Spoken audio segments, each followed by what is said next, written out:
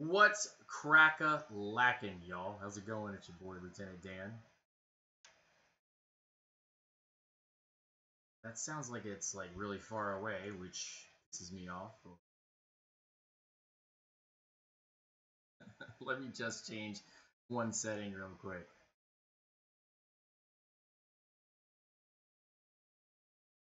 Boom. How about that, y'all? Does that work out just fine?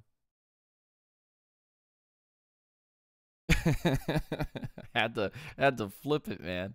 Had to flip it just a little bit. What's going on, y'all? It's your boy Lieutenant Dan here from Orlando, Florida for an unintentional grounding. Oh man, it's good to be back. It's good to be back. Good to be back. Man, it's so good to be back. So good to be back because we haven't been able to cover the combine really. And that has a little to do with just scheduling. The fact that I was really holding out on some of the videos and whatnot, really holding out on some of the stuff that's been going on with Atlanta, any of the news that's been going on with Atlanta. Been holding out, you know, because I don't want to jump the gun, like with the Vic Beasley situation. Don't want to jump the gun. So I'm just playing it safe, as you know, because I just don't like getting into getting into the tussle. I don't like getting into the tussle and having just some weird nonsense going on and some silliness happening. You know what I'm saying? You get what I'm saying? So, with that being stated, let's get straight to this. Lenore Designs with a $5 donation through the super chat. What's going on, my man? Rise up, stay grounded. Thank you so much for your donation. I don't have my video camera on, but I am hitting the dabs hard. Here. How about this? I'll hit you with the Ric Flair woo. Woo! Thank you so much, brother. And the real Batman with a $10 donation, the super chat, my man, my dude. I need to send you a shirt. Man. I need to send you a shirt. Seriously. And all the shirts are up for purchase if you feel so generous on the Streamlabs website. We have, I think, all the way up to extra large or so available for anyone who wants to go get those shirts. So all available. Stay grounded shirts. So with that being said, let me go into the chat really quick and say hi to the grounders because that's what we do here. Smith in Action was first. He's in here. Notification Gang. We know it was Smith in Action with the notification, right? Notification Gang was in here. B Ballers in the building. Lenore Designs. Cedric Britton. Yo. What's going on, my man? Charleston Nash. Good to see you in here, buddy. Jason Turner in the building. OG Grounder. Lunatic Falcon up in here. Let's go with Daniel Woodell. Good to see you. PSN is in the building. Aye, let's go. Oh, my God.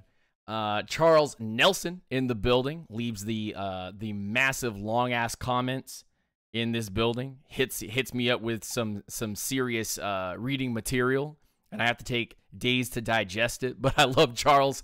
I love Charles' long explanations on stuff because it gives me a different perspective of what a certain fan is thinking about. Jimmy Wright, good to see you in here, my man. Rise up, stay grounded. Jason Turner with the $10 donation in Super Chat.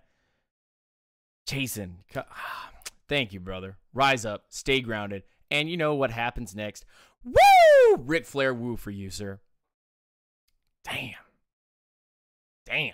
Christian is in the building. Christian Sanchez in this building. God damn. Andre is in the building. Good to see you, Andre. Another OG grounder. Hey, let's go. Hype. So let's get to the meat and potatoes, man. You know about me. No shiny bags of nickels. All the truth, all the facts. You know me. I keep it real. I keep it 100. And I've been doing this for close to 3 years now, and I've been a Falcons fan since 97. So if you do the math, I'm about to turn 29 next year.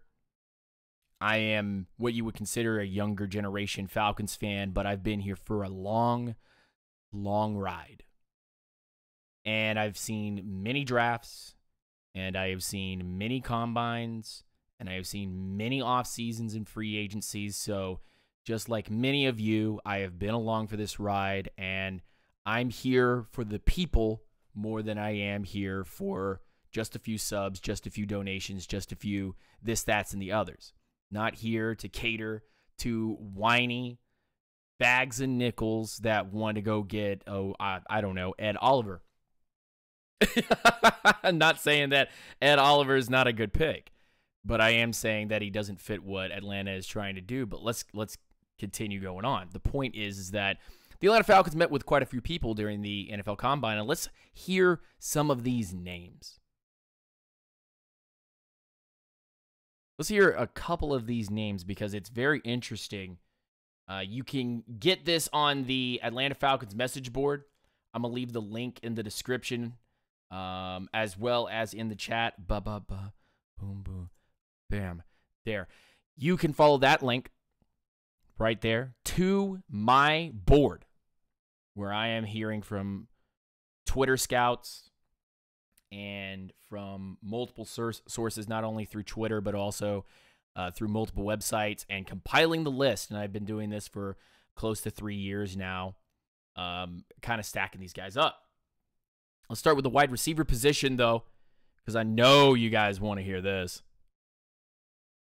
Because we've met with 3 wide receivers at the NFL Combine, and 2 of them are UGA dogs. 2 of them are dogs. Can I get some, if you're a Dogs fan in the house right now with us, Unintentional Grounding, hit me up with that wolf.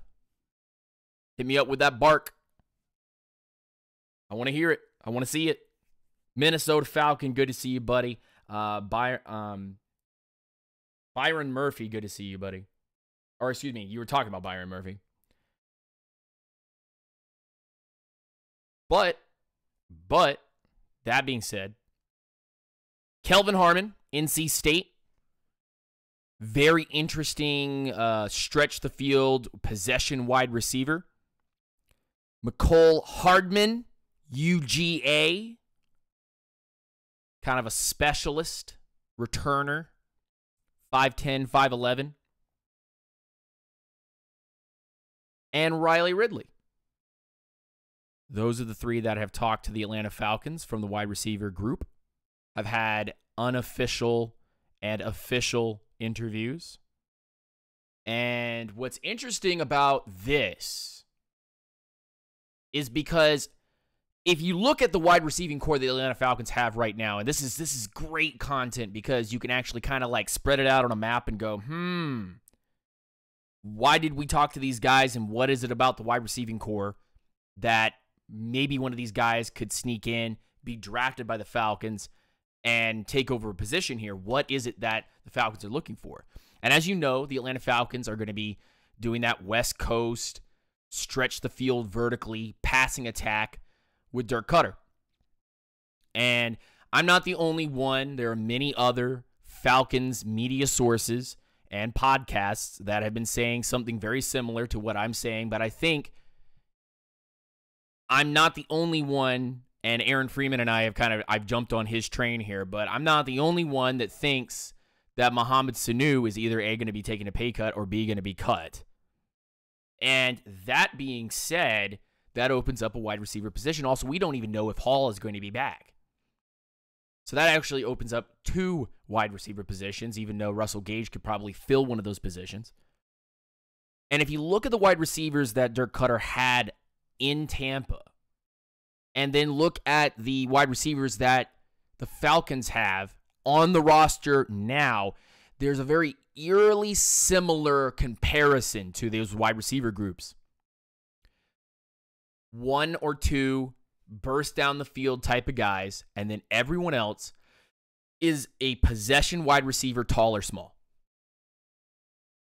And that's an interesting tidbit that I think everybody in here needs to understand, is that whether Sanu is here or not, Mohamed Sanu, Julio Jones, and Russell Gage are all possession wide receivers. They're there to move the chains. Whereas a guy like Calvin Ridley's supposed to be taking off the top and getting those underneath routes and burning people. And if you go look at Tampa's roster, you can see Mike Evans, Adam Humphries. You can go see, Deshaun Jackson there. And Terry Godwin, I believe, is also there in Tampa.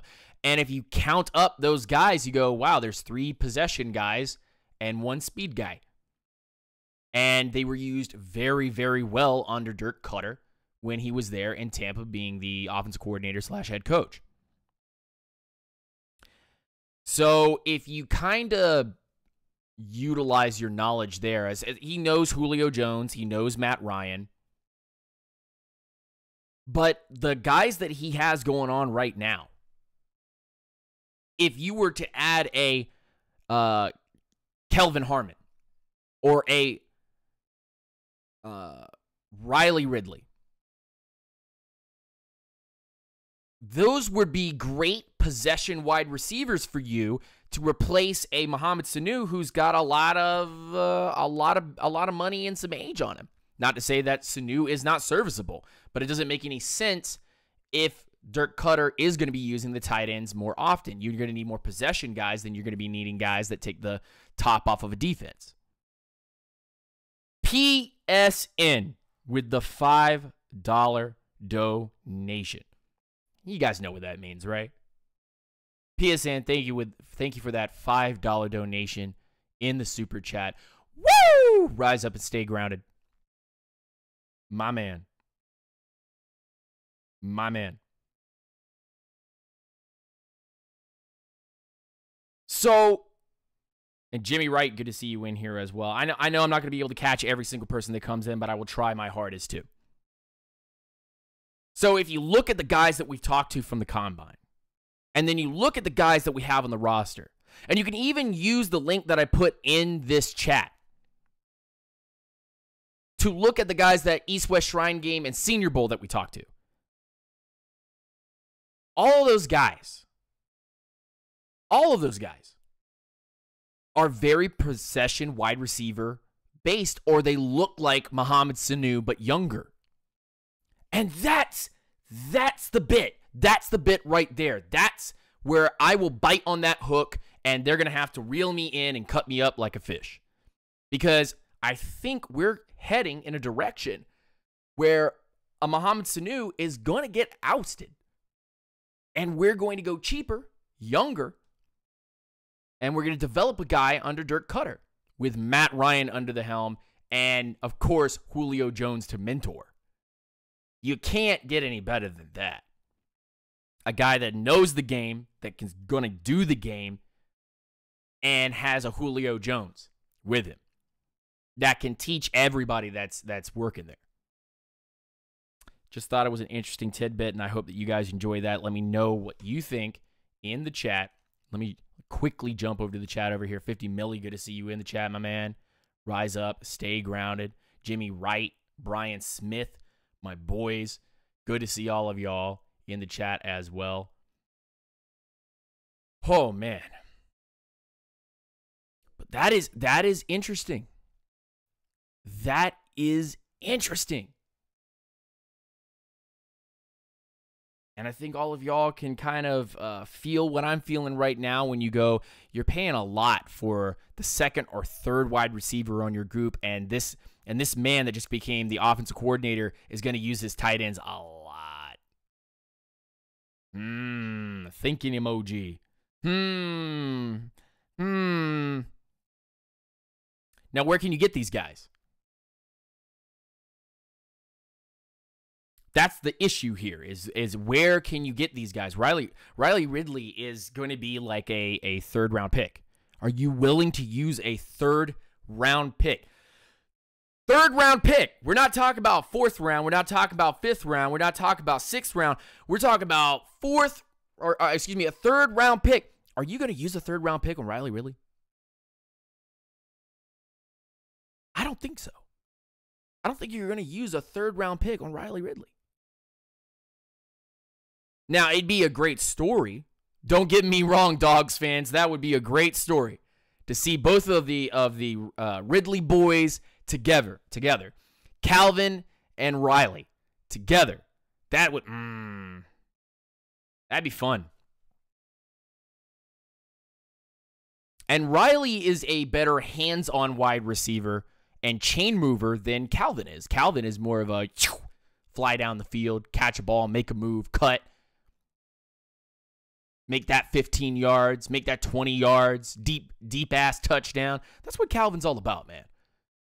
So basically, Dirk Cutter has his Deshaun Jackson already on the team. He already has his Mike Evans on the team, too, and Julio Jones. So now all he needs is an Adam Humphries. And a Goodwin. Another possession chain young wide receiver. And I'd be down with that. I'd be down with that. But I don't know if using a third-round pick is the smartest thing on a wide receiver that a possession, and especially a possession wide receiver, that you're going to be skipping out on other talent and other areas of need, offensive line, defensive line, and we're gonna continue going down the list here to the tight ends, who we've talked to two tight ends at the Combine, which is another interesting little story. So let's transition from the wide receivers, fun story, to the tight end position, which is going to be another little fun story here. We checked out Isaac Nuada, UGA prospect. Not a big fan of his hands. He's a better blocker, but he still needs a lot of polish and work. So to me, that's a bit of a reach there. I didn't like his combine drills either. Dropped the ball. Couldn't get his head around. But since we did check him out, I will probably do some tape on him. And by the way, anybody that we checked out during the Combine, I will most likely check out their tape and do a little video review of them. So don't you worry. Kelvin Harmon, McCole Hardman, Riley Ridley, and this kid Isaac out of UGA. I would checking all of these guys out and probably doing a little video on them. But the guy that really piqued my interest was Tommy Sweeney from BC. That's a big boy who has that power running game that they have in BC, that he blocks very well. He catches very well. He's not going to burn anybody down the field, but think more of a veteran tight end body with a young mind. That's what Tommy Sweeney is, and he's fun to watch. He's fun to watch. David Wright, good to see you, buddy. Rise up, stay grounded. But Tommy Sweeney is a fun tight end to watch. Now, where does Tommy fit, and what round could Tommy be taken? Well, this is another early round player at a position group that we already have Austin Hooper and Eric Sauber. Eric Sauber is more of a question mark, and Alex Gray. So here's a real question for all the Falcons fans listening right now. All y'all be woke for just a second. I mean, we're always woke here on Unintentional Grounding because we always call it. because we always call it. We're always like, no duh, this is what the Falcons are doing, and of course they do it. But are the Falcons going to carry more tight ends this year and minimize the amount of wide receivers that they have on the roster?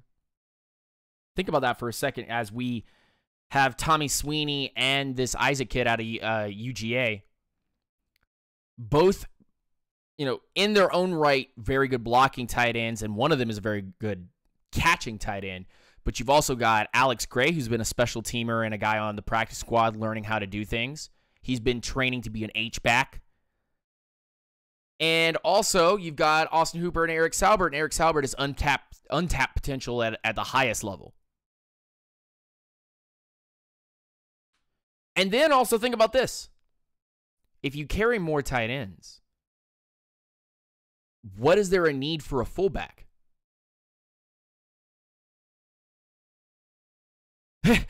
There's no need for a fullback if you can just take one of these tight ends and play him as an H-back. You don't need a dedicated fullback when you've got 4 tight ends on the roster. One of them's a special teamer. Another one is playing an H-back position, and 2 of them are damn good starters. And I know that Eric Saubert is still a huge question mark, but think about that for a second. We saw a couple of glimpses of Saubert doing what he does best, is catching balls and taking them right out of the air like they're, like a Frisbee and a championship breeding dog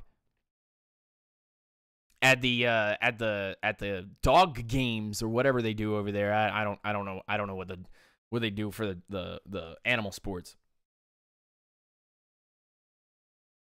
But when you think about that, you go, well, if the Falcons carry 4 tight ends, then that means they'll probably carry less wide receivers. And if they carry less wide receivers, then that also means that they probably are going to get rid of the fullback as a full-time thing, because they're going to be running more inside zone than outside zone, so they don't need a lead fullback. But if they do run outside zone and they need a fullback, they could just play an H-back in there, like a guy like Alex Gray, who's been a rugby player for a very long time, or a guy like Tommy Sweeney, or potentially even a guy like Eric Saubert to do some kind of running here or there in short yardage situations or lead blocking situations. And a Tommy Sweeney definitely knows about lead blocking, and I'll do a video on him, of course, highlighting that. But Tommy Sweeney is a very interesting piece here. Let's continue moving on.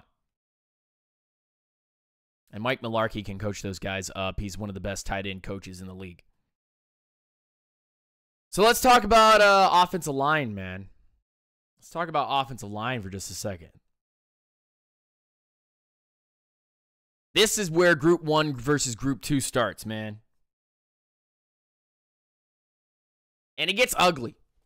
It gets ugly because some real big first-round names have been talked about.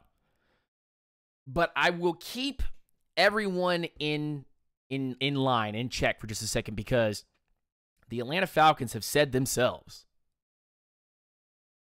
it's harder to bring an offensive tackle into this league and develop them than it is to bring in a guard, which is a very interesting tidbit. So keep that asterisk on all of these tackles that I'm about to list off. Because can some of these guys potentially move to the guard spot? Are they better guards than they are tackles?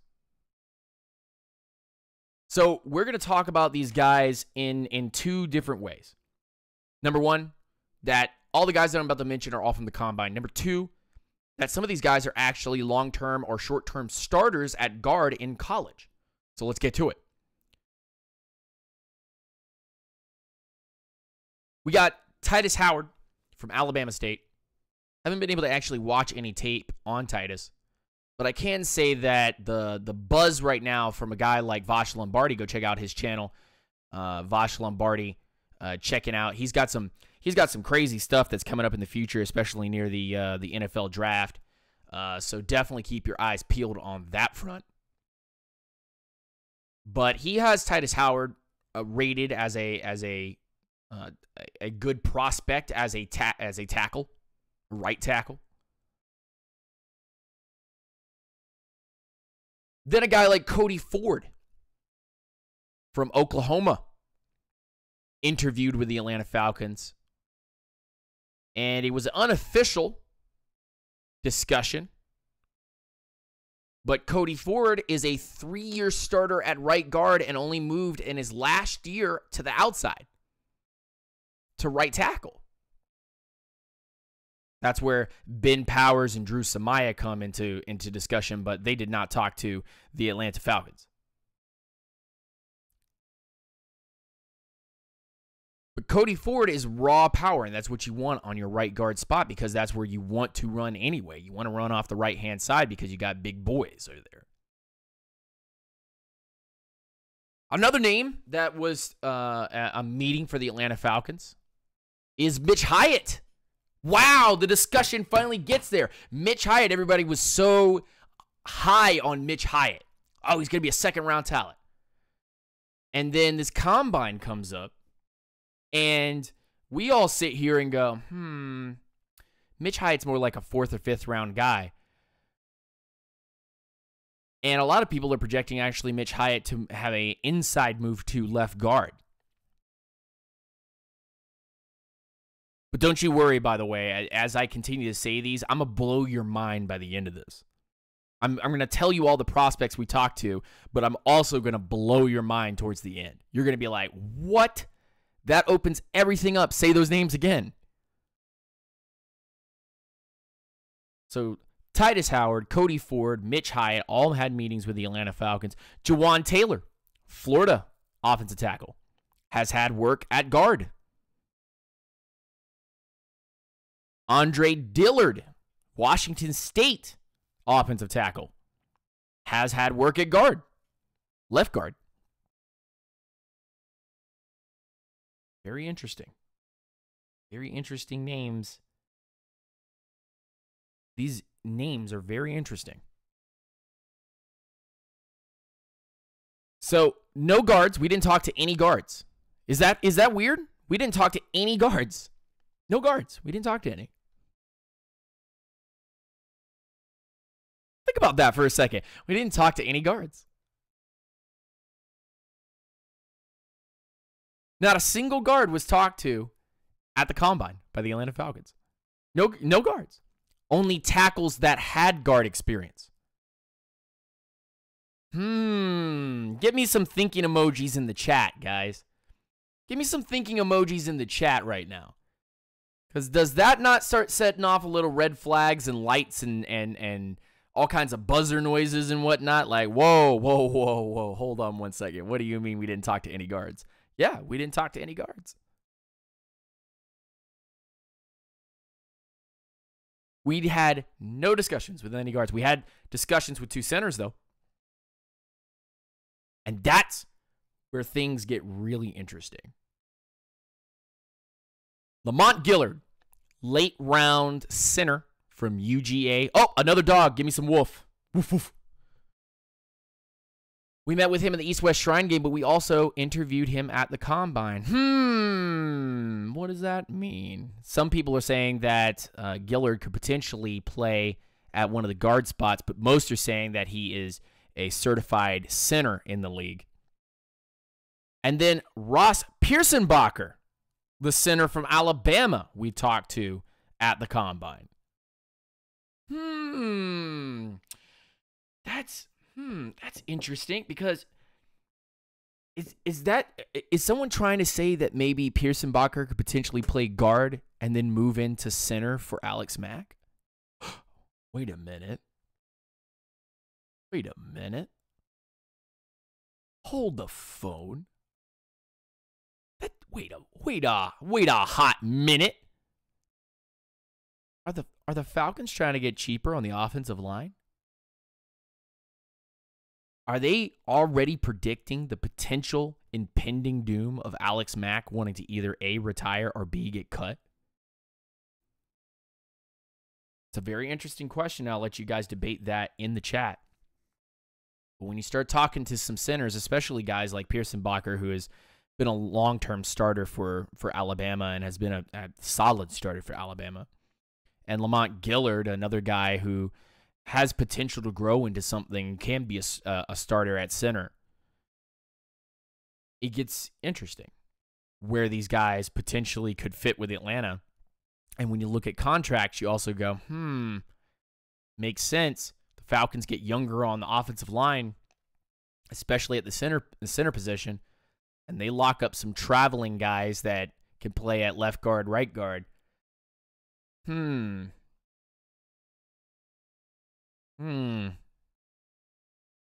move on to the defensive line. I know everybody's been waiting for this part. Everybody's been, oh, God, there's so many guys. Come on, Lieutenant Dan. Talk about that defense. I want to hear who we talk to. All right, well, let's get to it then. Atlanta Falcons had an informal meeting with Rashawn Gary. Or, well, actually, it was an official meeting with Rashawn Gary. And that official meeting with Rashawn Gary brings up a very interesting question. Is Rashawn Gary more of a defensive end or a defensive tackle, and where does he line up with the Atlanta Falcons and give them the best opportunity to succeed? Because Rashawn Gary, to me, is an overglorified, at least from the college tape and the perspective of Rashawn Gary, especially his combine now. But Rashawn Gary is an inside-outside guy, right? And I had this discussion with all of the rest of the grounders on the Discord. Make sure you check out the Discord. The link is in the description of this video. But we were live chatting, and I said, you know what the difference between Zach Allen and Rashawn Gary is? A slight bit of athleticism. And by athleticism, I mean quick area, a short area quickness. Rashawn Gary is a wait-and-see attacker. He doesn't want to think too much. He's just go in, what's going on here, dissect the play, and if I have an opportunity to attack, if I go in on a one-on-one or something like that, then I'll go get it. Doesn't mean that there isn't an animal in Rashawn Gary that can be unleashed on most plays, because I've seen it. I've seen it in his tape where he's gone and gotten some sacks just purely on athleticism. But Rashawn Gary really reminds me of a wait-and-see kind of guy. And Zach Allen, who we didn't talk to, by the way, Zach Allen is the kind of guy that uses elite strength and football IQ to dissect plays and get to the quarterback or snuff out running backs and screens. When you really put them on the board and you start giving, pros and cons and who's better at what, it's the same player, but from two different worlds. It's like Bizarro Superman. There's Superman, and then there's Bizarro Superman. And Bizarro Superman is just like Superman, except for the fact that he does everything the opposite way. So his right and wrong is opposite. His powers are opposite. They gave him some of the stuff in the comic books, but just for this explanation in its whole, Rashawn Gary is like a Bizarro Superman to Zach Allen. Now, Zach Allen did not test well. And I told you here on Unintentional Grounding that he wasn't going to test well. But when you turn on the tape and you look at Zach Allen, you go, I cannot stop but think. I can't pretend that I won't stop and think about Zach Allen as an Atlanta Falcon. And it's not a sexy pick, but it's the right thing to do. Let's keep getting on with the defense because I'm kind of just going on some tangent here. We did interview Ed Oliver. Ed Oliver did no combine activities except for his bench press, which was in the mid-20s. Ed Oliver showed up at the combine at 287 pounds, and I said it in Vach Lombardi's stream in his comment section that Rashawn Gary at his pro day won't be 287. He literally drank a couple of Sunny D's and got that water weight on and said, "Hey, look, I'm at 287 pounds, close to 290. That's what you guys wanted to see, right?" Look, ladies and gentlemen, I'm like 5'9", 5'10", okay? And I can get myself to 287 pounds, 290 pounds by eating 2 cheeseburgers, okay? All right? I can get to 200 some odd pounds by loading myself up on French fries and drinking a bunch of water, okay? At one point, I was 200 pounds. That's the heaviest I've ever been. But I bet you anything, I can go up to Mickey D's and grab a couple Big Macs and destroy those things, and my weight will be close up there, okay? Rashawn Gary went out and ate some Big Macs, all right? Or, excuse me, Ed Oliver. Ed Oliver, all he did was drink a couple Sunny D's and go and eat some Big Macs, all right? He just wanted to show NFL scouts that, yes, he was at that weight. I call bull honky. Hashtag, or excuse me, not hashtag, but quote of the year, Rashawn Gary just drank some Sunny D's to add water weight.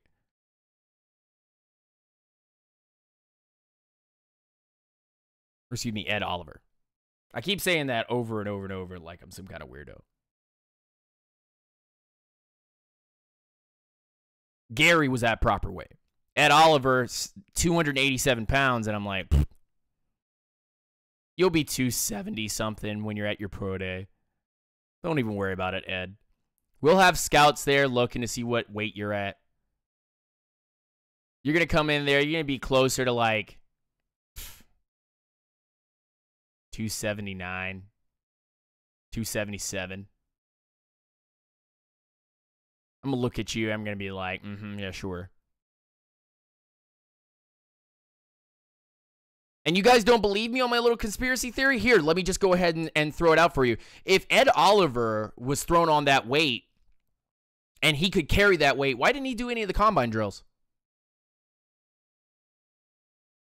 Because, like all the grounders have been saying, he doesn't actually appear at that weight in games. That's just the truth. That's the facts. He's a 270-pound defensive tackle.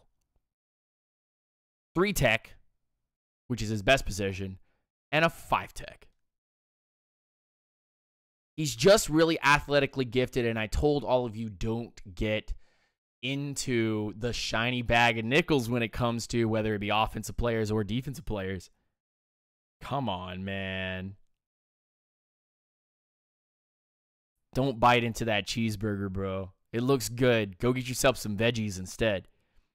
Listen to all of us at Unintentional Grounding. Don't get misconstrued. I'm not trying to bash on any other Falcons media, but there are plenty of Falcons media that's like, let's trade up and give 2 picks so we can go get Ed Oliver. Are you insane? I'm going to take 2 draft picks, give them to another team so I can go up like 7 spots to go get Ed Oliver? In what universe, first of all, do you think that any team would just take a first and a second to jump up like 7 picks to go get Ed Oliver in the first round? You out of your mind? Number 2, why would I even use 2 picks on Ed Oliver? Sorry, no offense, Ed. You're probably a really nice person in real life. But as a football player, you made a very interesting decision that I say is incredibly negative. You added weight, and then you didn't even run. You didn't go out and do any drills. You're just like, hey guys, here's my my weightlifting in the mid-20s. And hey, by the way, I just wanted to get on the scale for you guys. Hey, I'm 287 pounds. Woo!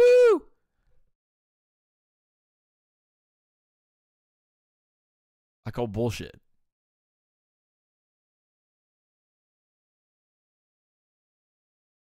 I call bullshit because I see other guys out there running in the combine, maximizing their weight, doing the drills. And that to me, that says everything about those players' character and their draft strategy, which is, I'm out here to prove you should draft me. I'm not here to play games. Like Kyler Murray. Let's get on that for just 1 second.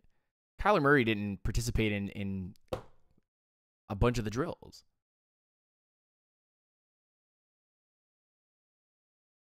But to me, like, that's immaturity. Like, why aren't you proving that you're the number one pick? You know? Let's keep it going. We talked to big Dexter Lawrence and Mr. Power Ranger himself, Christian Wilkins from Clemson. Both were very interesting because Dexter Lawrence had a formal interview and Christian Wilkins had an informal interview. And what does that mean? That means that one of them was a very lengthy interview and the other one was a, hey, how you doing? What's going on? Really like your stuff. How's the combine doing? How's your weight? You know, take it easy, man. We definitely want to see you in the draft. Dexter Lawrence was the one, and he ran something ridiculous like a 5.09 40 and pulled his quad just to prove that I can run this 40 at 345 pounds just as well as some of the other defensive linemen in this class. And Christian Wilkins did something very similar to that run as well at 315 pounds. So both very athletically gifted. Dexter Lawrence didn't get to actually go out and do what he was doing for the rest of it. But Christian Wilkins looks solid. And if you actually take Christian Wilkins' numbers, his combine numbers, go look it up yourselves. I implore you, every time you listen to this channel, to go do some research. And here's a little homework. Go do some homework, come back, let me grade your homework. If you go look at Christian Wilkins and Dexter Lawrence's numbers for the combine, and of course Dexter Lawrence doesn't have all the rest of the drills done, but if you take those two players and you look at their combine numbers and you compare it to one Grady Jarrett, it sure does look like a cookie cutter.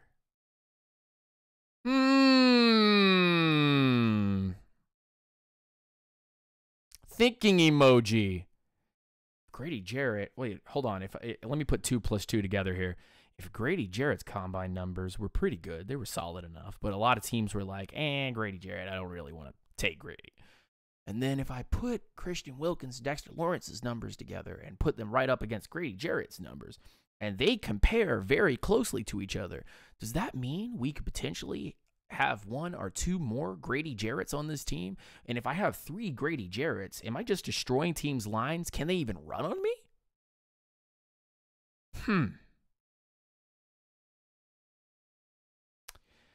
Anywho. Let's look at the rest of these guys. Draymond Jones. Lots of big questions on his running game. We had a informal meeting with Draymond Jones from Ohio State, defensive tackle. And L.J. Collier, which a very interesting little prospect there out of TCU. He kind of projects more of like a Cliff Averill. I may have gotten that wrong, or like a Brandon Mebane. He's a big boy, and at TCU they play like that 34 defense. So he was playing as a 34 defensive end, which is kind of like a 3-tech defensive tackle for a 43. And he was causing pressure and havoc back there, but I don't know how much stock I can actually put in Big 12 defenses because everybody plays spread. Barely anybody plays any power running game there. That always scares me.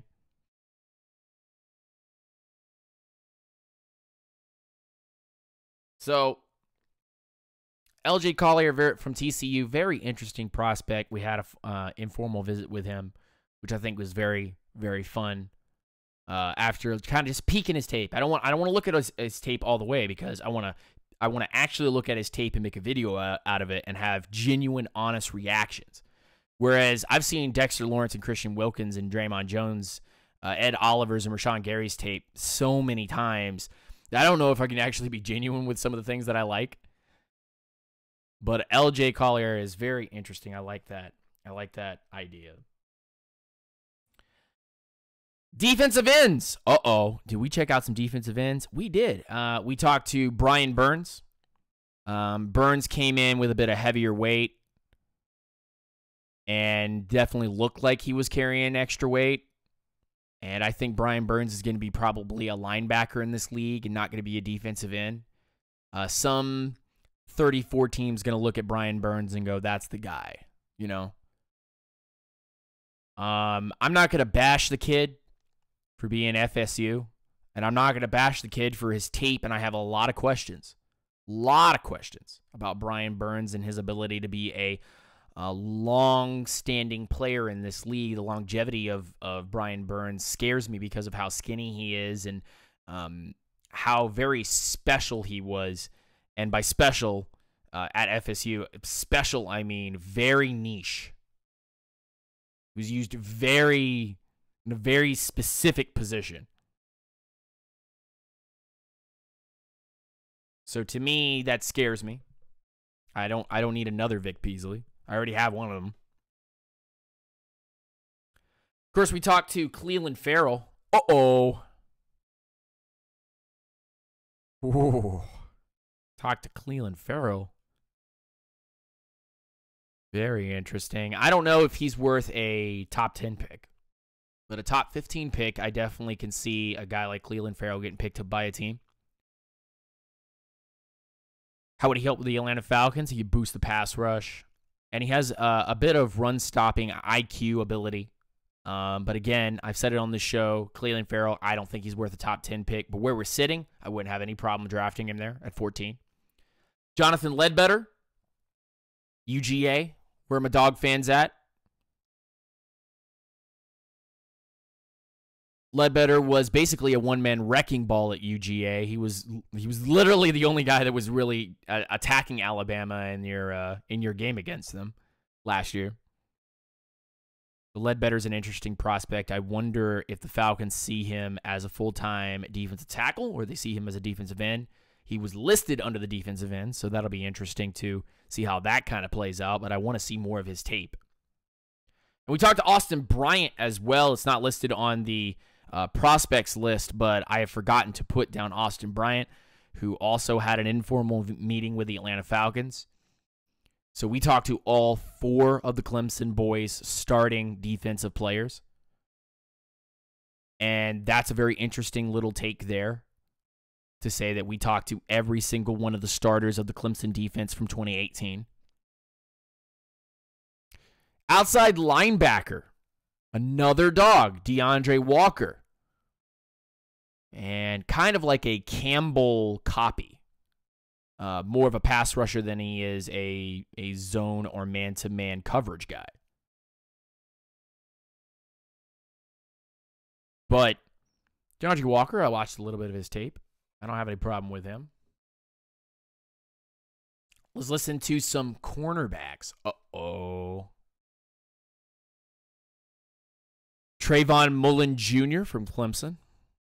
Some are saying that he is a first-round talent at corner. Some are saying he's a day 2 prospect. Could potentially be.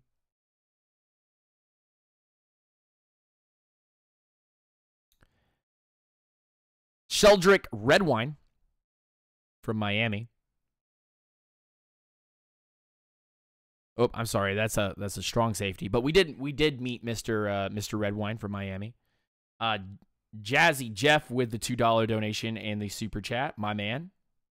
You know what that means. Rise up, stay grounded. Woo! Sevion Smith from Alabama, corner. Very, very interesting little pickup there. Erica Allen with the $2 donation in the super chat. Miss Allen, thank you so much for the donation. I really appreciate it. Rise up, stay grounded. Woo! She says, hey, Lieutenant Dan. Hey, Erica. How's it going? Good to see you.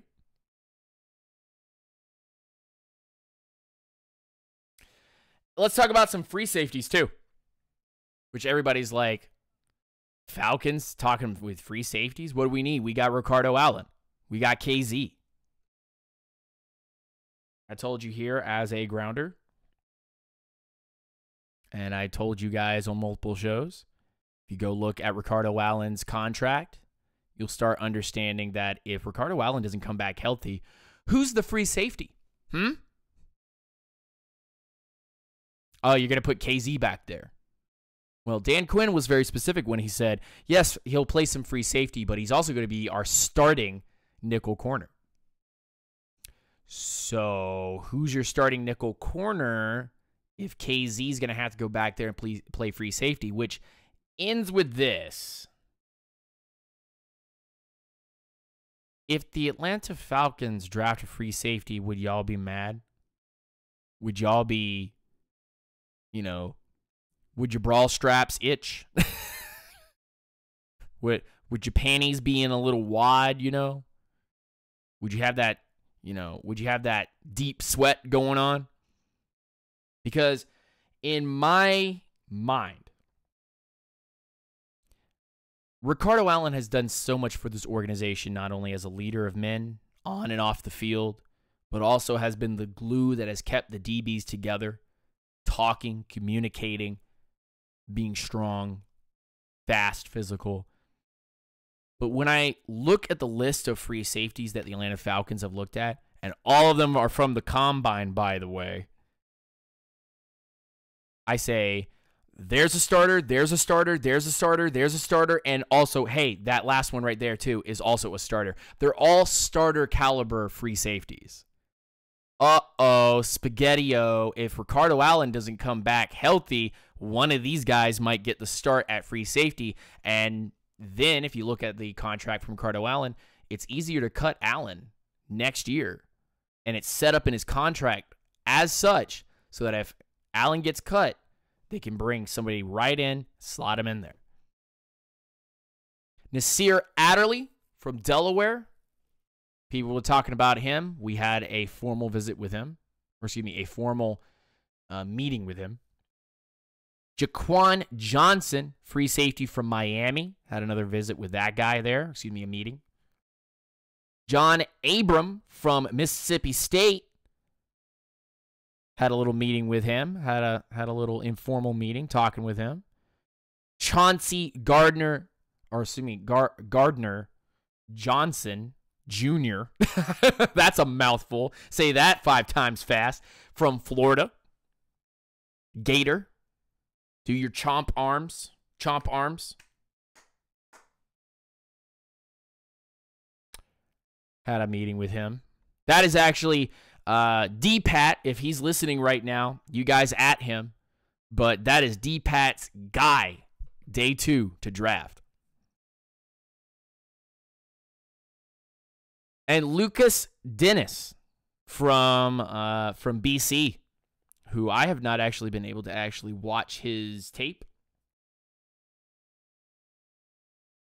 But I am excited too because he has been touted as someone that can definitely step into the job. He'll be a special teamer early on, but later in his career, he could potentially be a starter at free safety. Looking at the group of guys that we just talked about, and looking at all these guys from a perspective that any of these guys could potentially be a starter for the Atlanta Falcons at a position of need, the draft starts to kind of line up for you. First round defensive line. Second round, potentially either a offensive lineman or safety, which means that whatever we didn't get in the first round, or excuse me, the second round, we'll get in the third of the 2 that I just listed, offensive line or safety, which sets up the 4th round and the 5th round for maybe a tight end and wide receiver combos. And we have 2 picks in each one of those rounds, 4th and 5th. So I would not be too surprised if tight end, wide receiver, running back, and mystery player is drafted in that setup.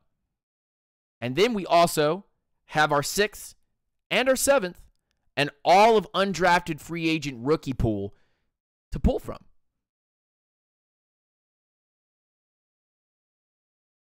Ain't that exciting to listen to? Does that not get you excited?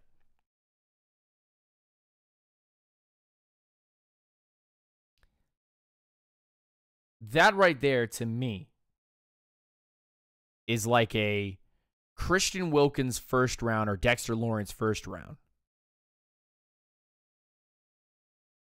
Second round, something like, looking at the guys that we visit, I'm not saying that any of these guys are going to be immediately picked up by Atlanta, but I'm just looking at these guys here. Second round, like Andre Dillard.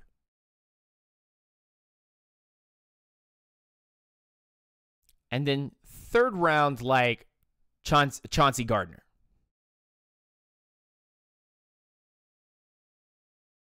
And then, like, fourth round, depending on the value of this position, like Riley Ridley.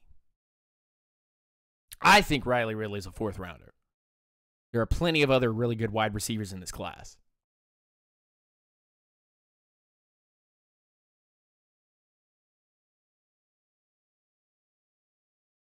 But if you kind of start putting these things together, you go, the draft plan is pretty simple. It's actually pretty simple and effective, by the way. Really effective and really simple. So now that the combine is pretty much done, and the pro days will start up, and free agency starts in about 2 weeks, maybe a little bit less than 2 weeks. And Grady Jarrett is about to probably get that good old franchise tag. The Falcons are set up in such a way that it can be out with the old, in with the new, and all of it is Dan Quinn laced. All the guys that we would be drafting are all Dan Quinn guys. Personally, just my own opinion, my own take. You guys tell me what you got.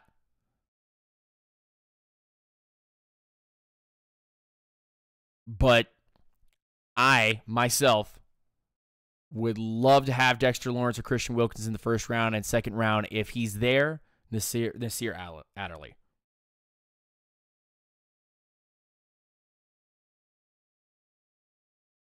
And that, to me, would be like, okay, we've done it, boys. We've done it. Now we can go get Pearson Bacher in the third or fourth round and then start adding up the picks and have just a solid draft. And that solid draft, by the way, just letting everybody in here know, before we get out of here, I'm going to go hit up the Twitch stream and party with you guys, play some video games and chill. But if you do the kind of draft that I'm talking about, that some other Falcons fans are also starting to talk about as well, then you will disappoint a lot of Falcons fans who have really big voices but don't know what they're talking about. You know?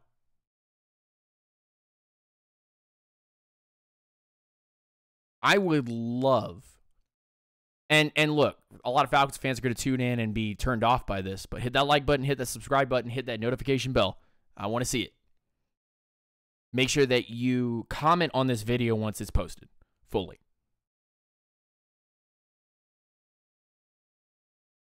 But I would love to see Falcons fans that have no idea what they're talking about be incredibly upset, mad, and disappointed by us going after blue collar, nose in the dirt, doing the dirty work, not on the stat sheet, but making the plays type of players versus trying to go after shiny nickels. Ed Oliver, Greedy Williams, DeAndre Baker. F that noise. F that noise. That noise is nonsense made up by some serious, uneducated Falcons fans. So send them send those Falcons fans my way, so that we can educate and we can all be here together, knowing the plan and getting it done.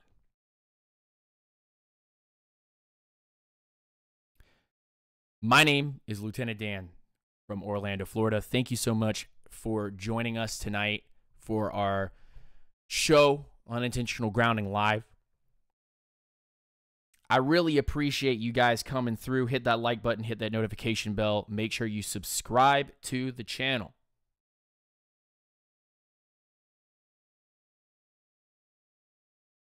Tomorrow is going to be a full NFL day. So we're going to be talking about a lot of other NFL teams, and we're going to be doing, it's a work day for me because I'm going to be doing a lot of film research. But I want everyone in here to know before they leave, we're going to be transitioning from YouTube all the time to YouTube half of the time. And here's the reason why. YouTube is taking away dollars from Unintentional Grounding and from the loyal Falcons fans and hiding my videos from those of you who watch my stuff. That's why a lot of you come in late when you get my notification, because YouTube is doing that on purpose because I'm not big enough. Twitch doesn't do that. Twitch doesn't matter if you have 1 subscriber or 10 million subscribers. Your stuff goes out on time. So here's the deal going forward. Twitch will be where I'm going to be doing most of my live streams from now on. And from now on, you will be getting cut-ups of those live streams, the gaming, the film breakdowns, and so on and so forth here on YouTube, but it ain't going to be the whole thing. And you know why? Because the real grounders know that, yes, subscribe to the channel, be here on YouTube, support us, do what we do best. But make sure that you go over to Twitch if you're a real grounder, follow that Twitch channel, and support this group, this wonderful, wonderful, wonderful group of Falcons fans and fans from all around the country, all around the globe, who are not just Falcons fans, but here to support good content. And we will be on Twitch doing all the stuff we've been doing on YouTube, but live and daily. And we will have a schedule, a full schedule.